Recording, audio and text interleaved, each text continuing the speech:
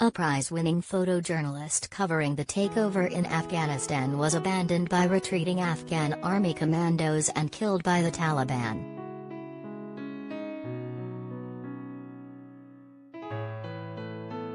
Danish Siddiqui, a 38-year-old star colleague for Reuters based in New Delhi, decided he wanted to help cover the Taliban takeover, telling a boss, "If we don't go, who will?"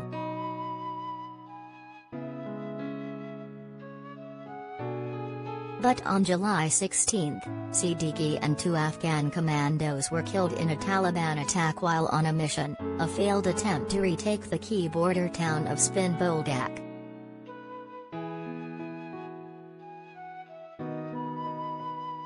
It is understood he was first injured by shrapnel from the rocket, his company says.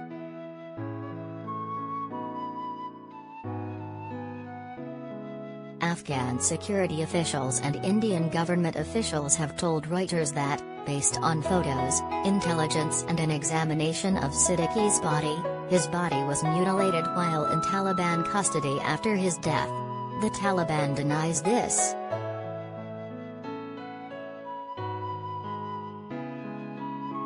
Reuters was unable to independently determine if the Taliban deliberately killed Siddiqui or desecrated his body.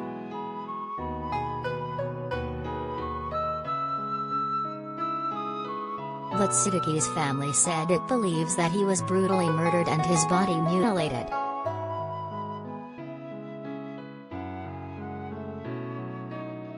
We reiterate our demand that the matter should be pursued to bring the perpetrators of this horrific crime to justice, the statement by the family said.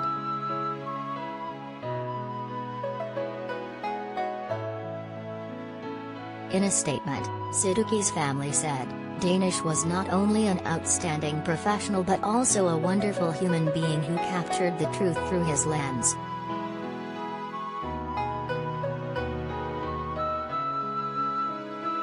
On Sunday, July 11, Siddiqui, who shared a Pulitzer Prize for feature photography with colleagues for his iconic images of the Rohingya refugee exodus from Myanmar in 2018, arrived at a base of the Afghan Special Forces in Kandahar.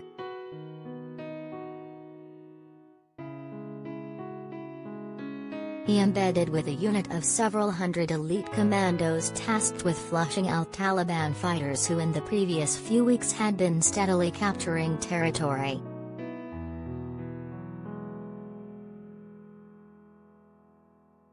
On Tuesday, July 13, Siddiqui joined a successful mission to rescue a policeman who was surrounded by insurgents.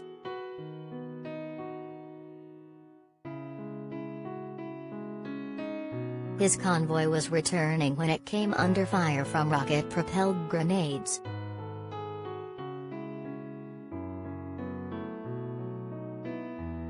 The Humvee he was traveling in was hit by one of the RPGs and 3 other vehicles were destroyed.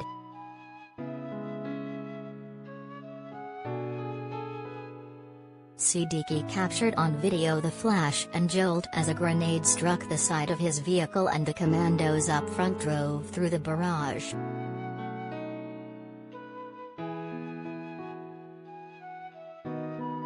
But 3 days later, on July 16, Siddiqui and 2 Afghan commandos were killed in a Taliban attack while on another mission, a failed attempt to retake the key border town of Spin Boldak.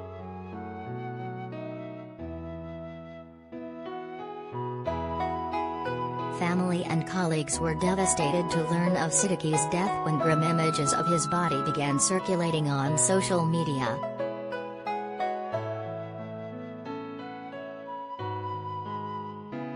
Initial reports indicated Siddiqui was killed in crossfire while trying to take photographs in the bazaar at Spin Boldak, a hotly contested Afghan border crossing with Pakistan.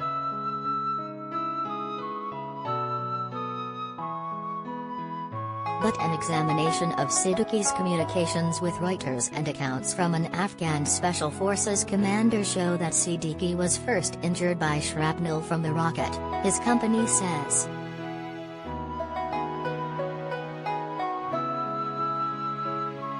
He was evacuated to a local mosque for treatment.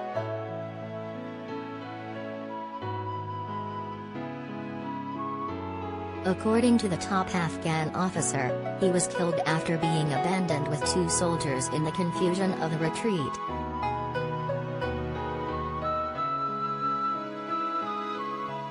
Major General Hibatullah Alizai, who was the commander of Afghanistan's Special Operations Corps when it hosted Siddiqui in Kandahar, told Reuters it was evident now that, in fierce fighting, his soldiers withdrew from Spin Boldak and left behind Siddiqui and 2 commandos accompanying him, mistakenly thinking they had joined the retreating convoy.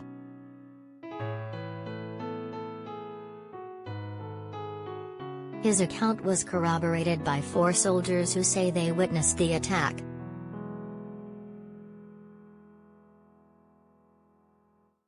They were left there, Alizai said.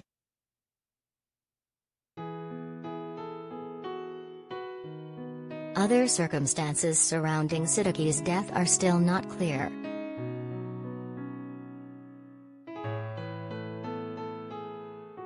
A British ballistics expert, Philip Boyce of Forensic Equity, reviewed photos posted on social media soon after the attack and compared them with pictures and X-rays taken after Siddiqui's body was recovered from the Taliban.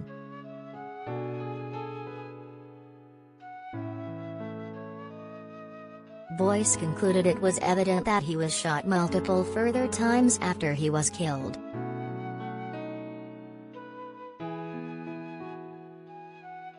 Some reports also have claimed his body was run over by a vehicle, though Boyce said the damage observed in the photos was consistent with gunshots and didn't necessarily imply other kinds of post-mortem injury.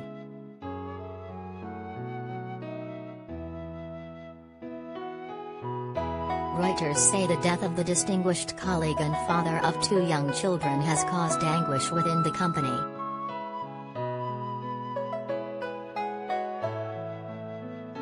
Reuters, a unit of Thomson Reuters Incorporated, said in a statement deployment decisions are made collectively.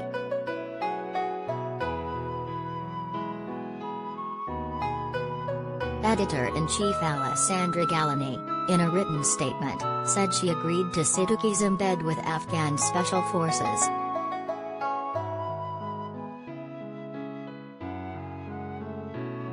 As editor-in-chief, I take full responsibility for the decision, she wrote.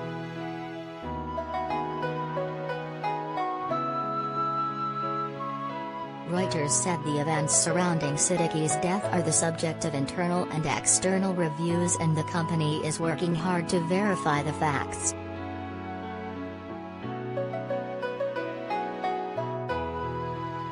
In an email to staff on July 23, Gallini called Siddiqui our brilliant colleague and devoted friend and praised his unwavering gaze that exposed uncomfortable truths.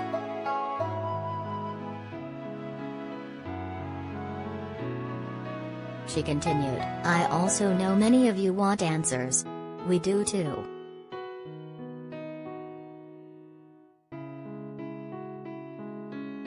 The review process that's underway, she said, includes a detailed examination of our security procedures,